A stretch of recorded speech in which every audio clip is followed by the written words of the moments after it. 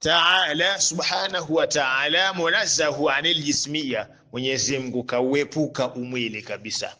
Hili lijilmu lidonge sawa, ambalo lenyewe linaweza kuhimili kukaa kwake, litegemee hewa, litegemee sehemu, litegemee pande. Mwenyezi Mungu hawezi kuwa ni Mwenyezi Mungu ajabu kiasi hicho, labda awe mdoli ndio anaweza kuwekeka, kwa sababu yeye anaukubali ujuu, anaukubali uchini. Kama utamhamisha, anahamishwa kwenda chini na kupelekwa juu, na anaweza kukaa na anaweza kuambatana na kiumbe chochote mdoli. Lakini Mwenyezi Mungu hana hiyo sifa subhanahu wa ta'ala.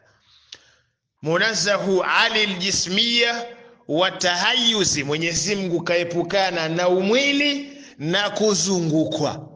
Kwa maana hiyo, kama atakuwa yuko juu kama itikadi ya mawahabi hawa mujassimina na muatwilina, basi tahayyuzi imemzunguka, amezungukwa na viumbe. Inawezekana ikawa kazungukwa na hewa moja, kazungukwa na sehemu mbili, kazungukwa na pande ya juu sawa, kazungukwa na kiumbe kilichoumbwa makani sehemu kama hivyo. Yani alhululi na kuzungukwa, tahayyuzi sawa, kutezeka nguvu, hululi kuzunguka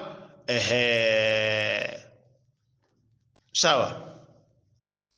Tena ala maana al-intiqali, kwa maana ya kuhamika. Mwenyezi Mungu anaweza kuhamika kweli? La, fahayhata hayhata, halipo hilo.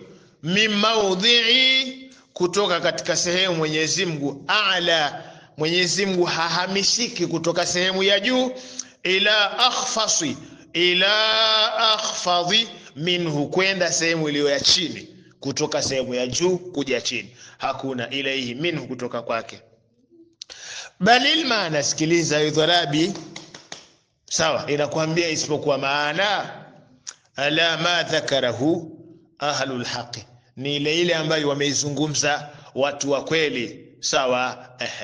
Kwamba maana ni rahma au amru au malaika, sio kwa maana ya